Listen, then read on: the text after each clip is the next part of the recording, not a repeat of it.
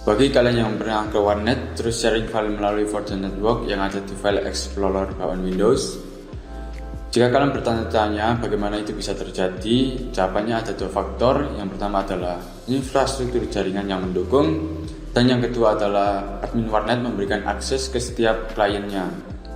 Sebelum kita memasuki pembahasan diskusi ini, izinkan saya memperkenalkan diri. Nama saya Rahmat Hidayatullah, mahasiswa Universitas Negeri Surabaya dari Prodi Teknik Informatika 2021 dengan NIM akhir 020. Secara pengertian, infrastruktur jaringan merupakan sebuah kumpulan sistem komputer yang saling berhubungan, dihubungkan oleh berbagai macam bagian dari sebuah arsitektur telekomunikasi. Secara khusus, infrastruktur ini mengacu pada organisasi dan berbagai bagian konfigurasi dan jaringan komputer individu sampai pada router, kabel, wireless access point, switch, backbone, network protocol, dan network access methodology. Nah, kalau jaringan komputer sendiri adalah sistem telekomunikasi yang menghubungkan komputer dan perangkat lain di berbagai tempat di seluruh jaringan untuk menyediakan komunikasi di antara mereka. Jaringan komputer memungkinkan komputer untuk bertukar informasi melalui penggunaan jaringan seperti internet. Sistem terdistribusi adalah sistem perangkat lunak yang terdiri dari banyak komputer atau perangkat komputasi di berbagai jaringan. Sistem terdistribusi adalah sistem jaringan, tetapi sangat berbeda dari sistem terpusat. Sistem terdistribusi harus berinteraksi dengan beberapa entitas di seluruh node yang berbeda dengan komponennya, tidak tahu bagaimana satu sama lain berinteraksi.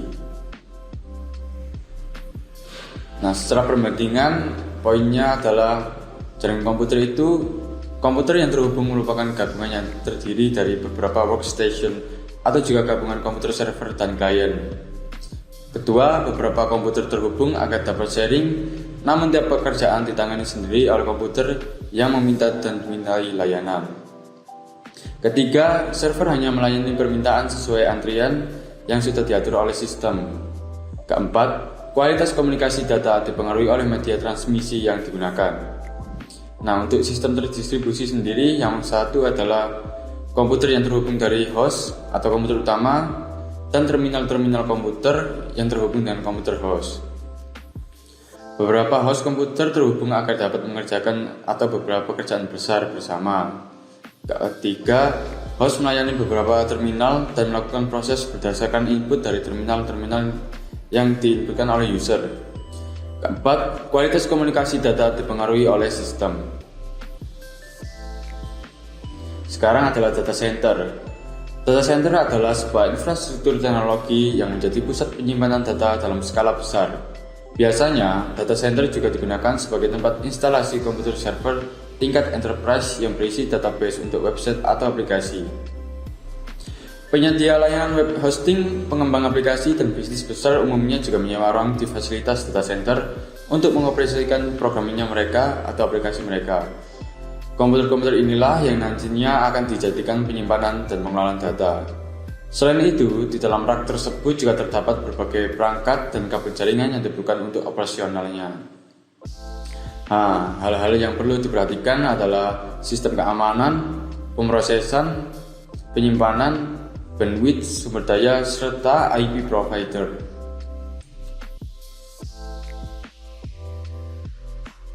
Pembagian jaringan berdasarkan cakupan atau jangkauan geografis. Nah, di sini ada 4. Yang pertama adalah personal area network, contohnya Wi-Fi, Bluetooth, IRDA, dan masih banyak lagi. Yang kedua adalah local area network, contohnya adalah lab komputer. Yang ketiga adalah main metropolitan area network, contohnya adalah jaringan bank atau jaringan satu kota atau wilayah. WAN atau Wide Area Network, contohnya adalah jaringan internet di seluruh dunia. Jaringan berdasarkan aksesnya. Intranet. Intranet adalah jaringan yang terdapat pada suatu lokasi, baik itu gedung, perusahaan maupun pribadi, yang digunakan sebagai alat untuk berbagi informasi antara komputer secara lokal. Secara konsep, intranet memiliki hampir mirip dengan internet. Keduanya bisa digunakan untuk berbagi informasi, Hanya saja, internet berjalan pada area LAN, sehingga koneksinya terbatas pada beberapa luas LAN yang ada. Yang kedua adalah internet. Internet adalah jaringan komunikasi global yang menghubungkan komputer dan jaringan komputer di seluruh dunia. Singkatan dari Interconnected Network ini memungkinkan kita berbagi informasi dan berkomunikasi dari mana saja dengan siapa saja. Jaringan berdasarkan cara pembangunannya. Yang pertama adalah ad hoc. Jaringan ad hoc adalah suatu jenis jaringan komputer berbasis wireless yang menghubungkan dua atau lebih perangkat untuk bersaling komunikasi. Di antaranya, jaringan ad hoc sering dipakai untuk menghubungkan dua perangkat seperti laptop untuk memindahkan data. Jaringan ad hoc terdiri dari sekumpulan node-node yang terhubung satu sama lain secara langsung tanpa melibatkan perantara seperti access point. Node-node pada jaringan ad hoc memiliki sifat dinamis. Kemudian yang kedua adalah jaringan infrastruktur, merupakan jaringan yang menggunakan suatu piranti Wi-Fi yang disebut access point, suatu bridge antara piranti wireless dan jaringan kabel standar. Konsep jaringan infrastruktur di mana untuk membangun jaringan ini diperlukan wireless LAN sebagai pusat. Wireless LAN memiliki SSID sebagai nama jaringan wireless tersebut. Dengan adanya SSID, maka wireless LAN itu dapat dikenali. Sekarang kita memasuki topologi jaringan. Topologi yang pertama adalah topologi bus dengan memiliki kelebihan yang pertama adalah bekerja dengan baik pada jaringan kecil. Kedua, topologi jaringan termudah untuk menghubungkan komputer atau perangkat secara linear. Ketiga adalah panjang kabel yang lebih sedikit daripada topologi bintang. Nah, sekarang kekurangannya. Kekurangannya ini yang pertama adalah sulit untuk mengidentifikasi masalah jika seluruh jaringan mati. Kedua, mungkin sulit untuk memecahkan masalah perangkat individual. Ketiga adalah topologi bus tidak bagus untuk jaringan yang besar. Topologi yang kedua adalah topologi star. Kelebihannya yang pertama, manajemen terpusat jaringan melalui penggunaan komputer pusat, hub, atau switch. Yang kedua, mudah untuk menambahkan komputer lain ke jaringan. Dan yang terakhir adalah jika satu komponisi jaringan gagal, sisa jaringan terus berfungsi secara normal. Untuk kekurangannya yang pertama adalah biayanya yang lebih tinggi, terutama menggunakan switch atau router sebagai perangkat jaringan pusat. Yang kedua adalah perangkat jaringan pusat menentukan kinerja dan jumlah node yang dapat ditangani jaringan. Dan yang ketiga adalah jika komputer pusat atau hub atau switch mengalami kegagalan, seluruh jaringannya akan mati dan semua komputer akan terputus dari jaringan. Yang ketiga adalah topologi ring. Topologi ring yang memiliki kelebihan pertama adalah semua data ditransfer dalam satu arah, mengurangi kemungkinan tabrakan paket. Yang kedua, server jaringan tidak diperlukan untuk mengontrol konektivitas jaringan antar setiap workstation. Ketiga, data dapat ditransfer antar workstation dengan kecepatan tinggi. Namun memiliki kekurangan yang pertama adalah semua data yang ditransfer melalui jaringan harus melewati setiap workstation di jaringan, yang dapat membuatnya lebih lambat daripada topologi bintang atau star. Kedua adalah seluruh jaringan akan terpengaruhi jika satu workstation dimatikan. Ketiga, perangkat keras yang diperlukan untuk menghubungkan setiap workstation ke jaringan lebih mahal daripada kartu Ethernet atau hub switch.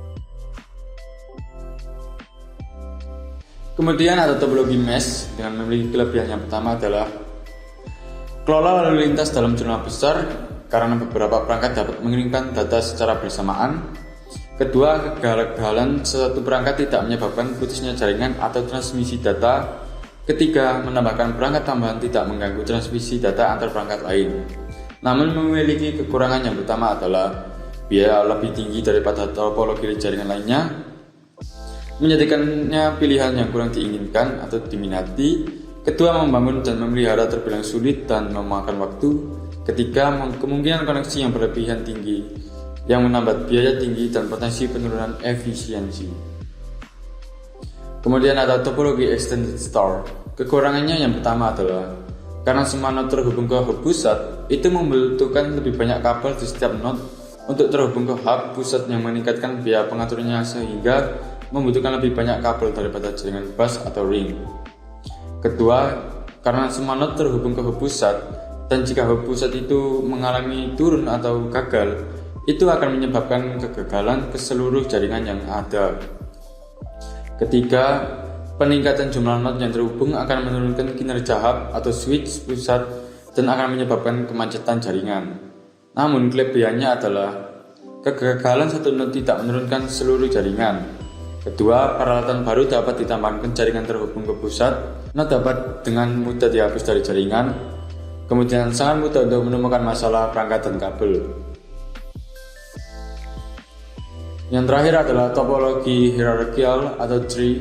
Kelebihan yang pertama adalah pengkabelan point to point untuk masing-masing segmen, didukung oleh beberapa vendor hardware dan software.